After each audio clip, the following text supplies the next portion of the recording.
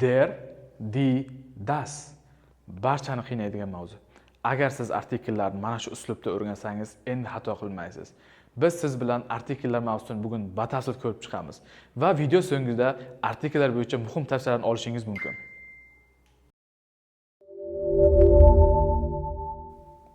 Assalomu alaykum do'stlar. Bugun biz nemis tilidagi abrubir darajadagi 5-darsimizni boshlaymiz. Bugun biz nemis tilidagi eng muhim mavzulardan biri artikellar haqida gaplashamiz. Bu mavzuni zinhor o'tkazib yubormang. Nemis tilida bir necha xil artikellar mavjud. Misol uchun aniq, noaniq, inkor, egalik va undan tashqari savol artikeli bor. Bugun biz darsimizda aniq va noaniq artikellarni ko'rib chiqamiz. Davom etamiz. Aniq artikellar nemis tilida 5 tipda artikel, noaniq artikellar esa 15 tipda artikel deb ataladi. Dastlab biz artikellarni ishlatilish holatlarini ko'rib chiqishdan oldin artikellar nima vazifani bajarishini biz umumiy holda ko'rib chiqishimiz kerak. Artikellarning asosiy vazifalari. Misol uchun, artikellar oldingi mavzularimiz aytib o'tgandek otlarning jinsini bildiradi. Misol uchun, otlarni erkak jins, maskulin, ayol jins, feminin, neytralda turganini bildiradi. Undan tashqari otlarning birlik yoki ko'plik holatini bildiradi. Misol uchun, mashinalar. Bu holatda ham artikellarimiz o'zgarishga uchraydi. Undan tashqari otlarning kelishligini ko'rsatadi. Ya'ni otlarning qaysi kelishda turganlarini. Misol uchun, nominativ, dativ, akkuzativ yoki genitiv. Shuni ham aytib o'tishim kerak. Nemis tilida 4 ta kelishligimiz mavjud. O'zbek tilida esa 6 ta. Va undan tashqari artikellar bo'yicha yana qo'shimcha qoidalarimiz. Ya'ni birinchi qo'shimcha qoidamiz, artikellar har doim otlar oldidan keladi. Ya'ni artikellarni biz ot so'z turkumiga mansub so'zlar oldidan yozishimiz kerak. Misol uchun,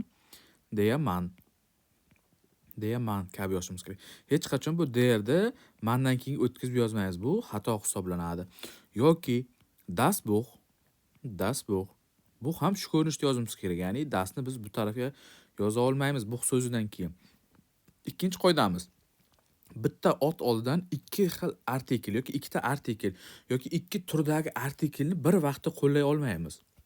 Misol uchun, bizda yuqorida aytdik, bir necha xil artikellar mavjud. Biz bugun faqat aniq va noaniq ko'rib chiqamiz. Misol uchun, bir vaqtda o'zida ham aniq artikel, ham undan tashqari egalik artikellar degan tushuncha bor. O'sha artikellarni bir vaqtda misol uchun qo'ya olmaymiz. Misol uchun, deya, mayin, man deya olmaymiz. Deya, mayin, man. Yoki undan tashqari bunaqa ham deya olmaymiz. Misol uchun, ayin, mayin, bu ham deya olmaymiz. Bu ikkita holatda ham xato hisoblanadi. Yo biz aniq artikelni qo'yishimiz kerak yoki ikkinchi turdagi artikelimizda. Bu holatda ham shu yo noaniq artikelimiz yoki-da ikkinchi turdagi artikelimizni qo'llab, ikkisidan birini qo'llab yozganimiz to'g'ri bo'ladi. Ikkalasini ham bir joyda qo'llashimiz xato hisoblanadi. Buni ham e'tiborga olib qo'yasizlar. Davom etamiz. Otlar. Nemis tilida otlar kim, nima, qayer so'roqlariga javob bo'ladi.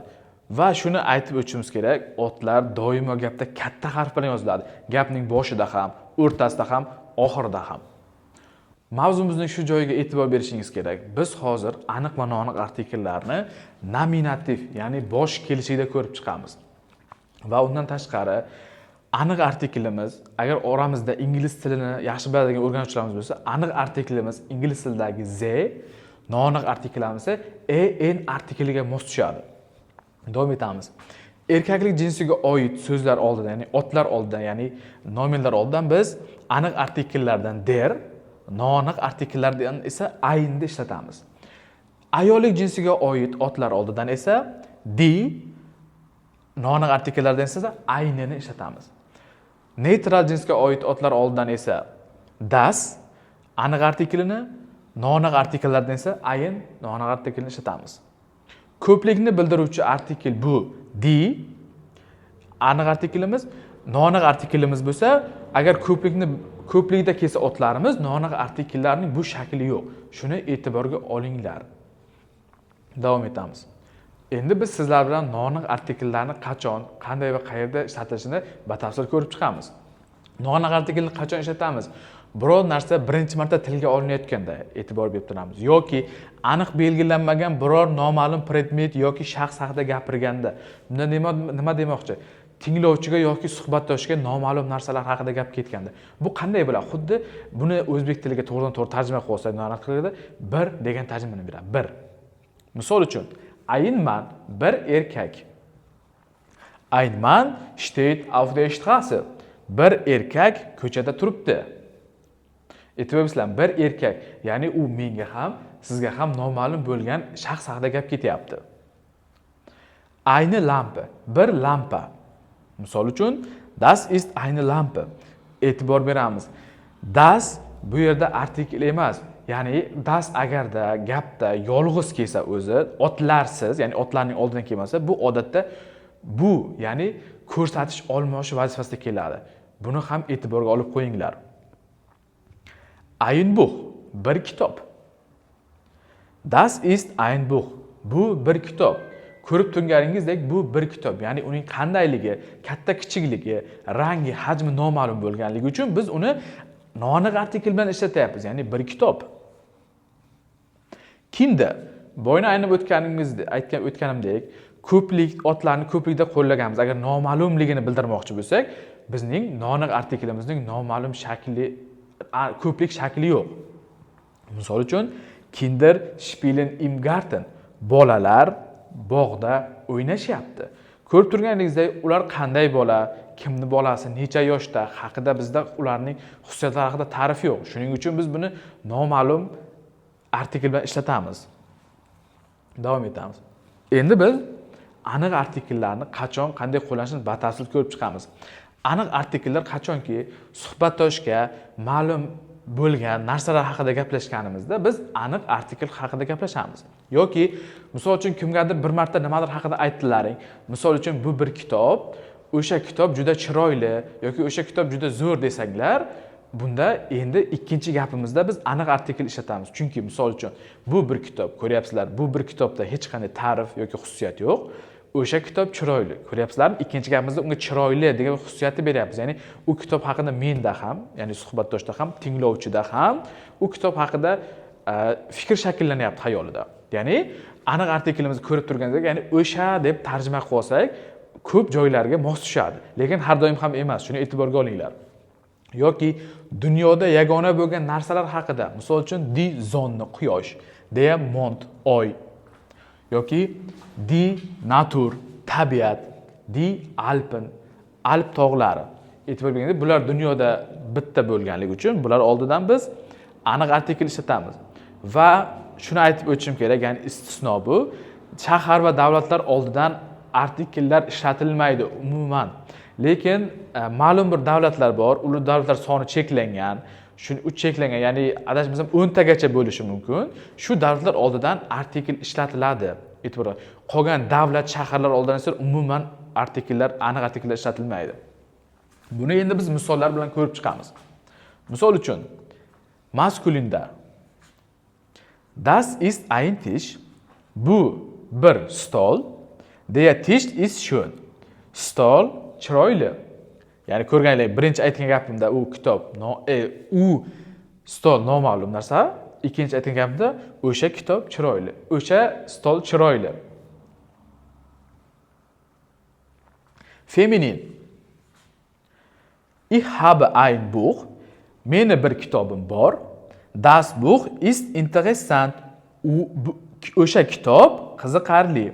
Ya'ni birinchi gapimizda bir kitob, unda men aytayotgan gapimda bu kitob haqida umuman ta'rif, ma'lumot yo'q, shuning uchun noma'lum.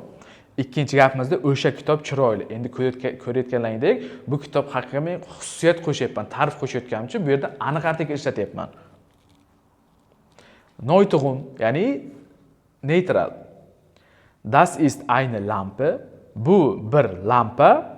Die Lampe ist modern. O'sha lampa zamonaviy. Va plural, ya'ni aniq artikellarning ko'plik shakli. Misol uchun, Kinder spielen im Garten. Kinder spielen im Garten. Bolalar bog'da o'ynashyapti. Bolalar bog'da o'ynashyapti. Ya'ni qanday bola? Ular noma'lum. Die Kinder sind sehr süß. Bolalar, o'sha bolalar juda yoqimtoy. Ko'ryapsizlarmi? O'sha bolalar juda yoqimtoy. Endi men bolalarga qo'shimcha xususiyat, qo'shimcha ta'rif berayotganligim uchun uni aniq artikl bilan ishlatyapman. Chunki ularga aniqlik qo'shilyapti ular qanday odamlik haqida. Tavsiyalar. Bizning videomizning so'ngida bu eng muhim tavsiyalar hisoblanadi. Bu tavsiyalarni sizlar ham yozib olib, qo'llasanglar juda ham nemis tili o'rganish juda osonlashadi. Ya'ni birinchi tavsiyamiz otlarni yodlashda albatta har doim artikellar, ya'ni aniq artikl bilan yodda oling. Bu juda muhim. Otlarni markerlar yordamida ranglarga bo'yab o'rgansangiz juda zo'r. Misol uchun der, ya'ni maskulinda, ya'ni mujskoy rodda turgan otlarga ko'k marker bilan, jenskiy, ya'ni ayollik jinsiga oid otlarga esa qizil marker, neytral otlarni esa yashil marker bilan bo'yab o'rgansangiz, bu sizlarning o'rganishingizga juda ham qo'l keladi. Odatda jihozlarga artikl yozilgan stikerlarni yopishtirish orqali o'rganing. Ya'ni dasturxonangiz yoki atrofingizda turgan jihozlarga so'zlarni artikl bilan yopishtirib qo'yinglar va har kuni, har doim qaraganlaringda ular sizlarga qayta takror bo'lishi hisobiga odamning miyasida o'sha artikl avtomatik jarayonda o'rnashib qoladi. Va elektron lug'atlar yordamida so'zlarni har doim eshitilishi bilan yodlanglar. Chunki bu eshitilishi bilan yodlasanglar, ertaga ular sizlarning talaffuziga juda yordam beradi. Bu bizning darsimizning yakuni edi. Artikellar mavzusi darsimiz sizlarga foydali bo'ldimi? O'z fikrlaringizni kommentariyada ha yoki yo'q deb yozib qoldiring. Agarda sizga mavzuga doir o'quv materiallari, prezentatsiya va ilova kerak bo'lsa, Telegram ostidagi link orqali o'tib, barcha o'quv materiallarini yuklab olishingiz mumkin. Barchaga rahmat.